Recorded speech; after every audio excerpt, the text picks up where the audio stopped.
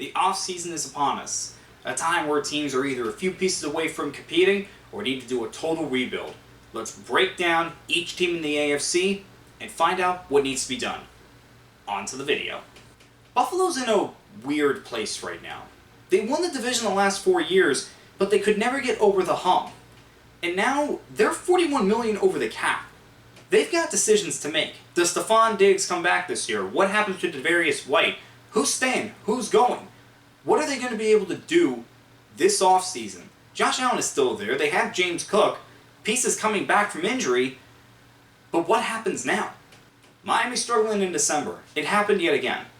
They would have won the division had the season ended in November, but it didn't, and they fell apart in December and couldn't even win a playoff game. Far cry from where they were 2/3 of the way through the season. I don't know what happens next for Miami. Tua Tagovailoa, he's going to need a contract extension soon. Are they going to sign him to a big deal?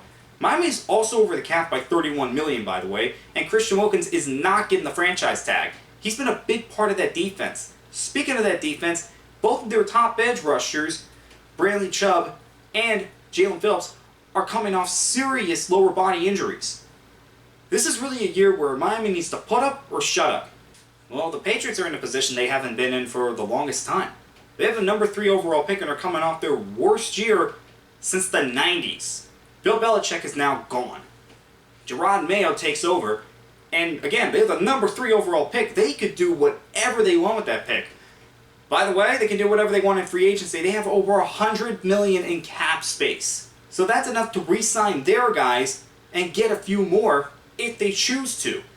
And at number 3 overall pick, they could either take one of the top 3 quarterbacks in the draft, or they could trade that pick or get Marvin Harrison Jr. The options are wide open for New England. They are the ones that are going to control this offseason. 4 freaking plays. That's all you got from Aaron Rodgers last year, Jets. And even if he didn't get hurt that early into the season, at some point he would have, because the offensive line just wasn't good last year. It was not. Mekhi Becton has been a disappointment, and they just cannot fix this offensive line. Well, it's do or die right now. If Aaron Rodgers is even half as good as what he was in Green Bay, you are going to have a chance. You already have a great defense, and you already have good weapons around him. Fix the offensive line, and let's see what happens. There are going to be serious questions in the AFC East in 2024. Make sure you're the team that comes out on top. It's time, Jets. You have an opportunity. Don't blow it. Ravens, why did you panic? You didn't have to. You panicked and you choked. Everyone knows it, and so do you. Now you have big questions. Patrick Queen, Geno Stone, Jadeveon Clowney, Gus Edwards, Morgan Moses. Those are just some of your free agents. You have over 20. You franchise Justin Mbike, and you don't have a lot of cap space. I know, never doubt the Ravens, they know what they're doing, but I don't know. This might have been their last chance to win something with Lamar Jackson. I hope I'm wrong, but evidence says otherwise. This might be the last year for Cincinnati to win something before they have to reload. They franchised T. Higgins, but there's big questions on whether they're going to be able to get a contract extension done with him, because they still have to get one done for Jamar Chase. Also, Tyler Boyd is a free agent, not to mention the free agents that are going to come up next offseason. It seems like it should be all in this year for a Super Bowl run. Can they pull it off? We'll see. They have plenty of cap space to make some moves, but they have to use it wisely. And hopefully, their young guys can develop. Lots of questions for Cincinnati going into next season. And that doesn't even include Joe Burrow coming off the wrist injury. Okay, how did Cleveland make the playoffs last year? No, seriously, how? Ton of injuries, starting multiple quarterbacks. Their last starter was Joe Flacco, who was 38 years old, coming off the couch. None of this made any sense. I don't understand how they did it. Well, now there's some questions this offseason. Yes, Watson's coming back, but there's still questions on whether he's the answer moving forward, and there's not a lot of cap space because of his contract. Let's see what Cleveland can do. Things like with Pittsburgh, we've been talking about the same question the last 5 years going into the offseason. Can they get out of just being average? Mike Tomlin has the whole never had a losing record thing, but that can only hold merit for so long. At some point, he needs to get another deep playoff run for them, because that just hasn't happened for a while. But it seems like the Pittsburgh Steelers are okay with it, and they'll figure out a way out of it. I don't know. like the Browns, they don't have a lot of cap space, and you just feel like something in this team just isn't right. Yeah, they didn't have a great offensive coordinator, but Kenny Pickett did not take the step that everybody thought he was going to take. So what happens with him going forward? And really, what happens with this team? Some of these guys are starting to get up there in age. Cam Hayward is one of them, and yeah, what's next? I don't know. Seems like this is a big offseason for Pittsburgh, and we'll see how they react to it. Man, what a difference 1 year makes. Houston goes from being a laughingstock in the NFL to winning the division and going to the divisional round. Now, can they take it to the next level?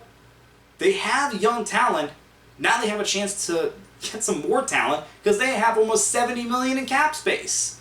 Seriously, with a young quarterback in C.J. Stroud, really good receivers, and some really good pieces on defense, just get, I don't know, 1 or 2 positions filled and see what happens. If they play their cards right, Houston is going to be a problem for a while. Indianapolis, you feel like, is in the same boat as Houston.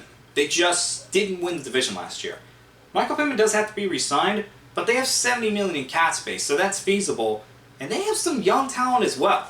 Anthony Richardson does need to come back healthy, and we still need to see if he can be a franchise quarterback in this league. But Indianapolis should also be considered a team on the rise. And again, get some more pieces, and we'll see what happens. Indianapolis and Houston could have a nice fight for the division in the next few years. How did Jacksonville go from the ultimate rise in 2022 to the ultimate fall in 2023, where they had a 99% chance to win the division at one point and blew it? How? That just didn't make a lot of sense, and yet they did it. They didn't win that division. Now they got some decisions to make. Trevor Lawrence is due for a contract extension soon. When are they going to be able to get that done, and how much are they willing to pay him? Josh Allen can get a contract extension done with him. That's another question. Really, for Jacksonville, even though it seemed like not too long ago they were a team on the rise, now you're wondering what's next. I mean, with Indianapolis and Houston having the season that they did last year, can Jacksonville keep up? It's a big question, and I don't know if we're going to know the answer to that until we see what Jacksonville does. Things might be a little rough for Titans fans in the next few years. They really have a lot of work to do. Derrick Henry, he's more than likely going to be gone. Looks like they're going to try to go with Will Levis, but if they want to give him the best shot, they got to rebuild that offensive line. Peter Skoronski is a good first piece to have, but he's only one guy. They have to figure out that rest of the offensive line, and they're going to need some weapons for him. I don't know how long it's going to take for Tennessee to do that. Also, you have to think about your defense as well. Things were changing in Tennessee. They let go of a lot of veterans the last few years, and now you got to replace them with young guys. We'll see how it goes for them. They do have a lot of cap space, in fact, more than Houston and Indianapolis, but can they use it wisely? They're really the biggest mystery of this offseason. Who would have thought, 2 years after trading for Russell Wilson, that the Broncos would let him go and eat a lot of dead cap money just to get rid of him? No, seriously, it's a lot. Well, now the Broncos, one, need to figure out what they're going to do at the quarterback position, and two, who's going to be able to stay on the Broncos roster because of all that dead cap money. Also, they're going to have to figure out how they're going to work around this to try to build a competitive team. I don't know how Denver's going to pull this off. We'll see. But man, Russell Wilson trade just didn't work out as well as the Broncos hoped it would. Okay, so the Chiefs have now gone back-to-back, and now they're going for a three-peat, which has never been done before.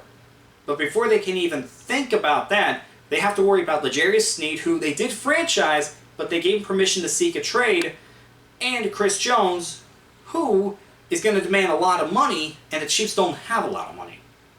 It just feels like they're going to figure it out. I don't know if anybody's really worried about the Chiefs. I don't know why you would. It just seems like they know what they're doing. Even if they're not going to be able to keep those guys, it just seems like they'll find players that are going to fit the system well, and they're going to be contenders again, and they're probably the guaranteed Super Bowl favorites at this point. Raiders have an interesting offseason because they have options. They have plenty of cap space, so they'll be able to do something. Josh Jacobs, he's most likely not going to be a Raider anymore. Jimmy Garoppolo has definitely played his last snap as a Raider. So what do they do?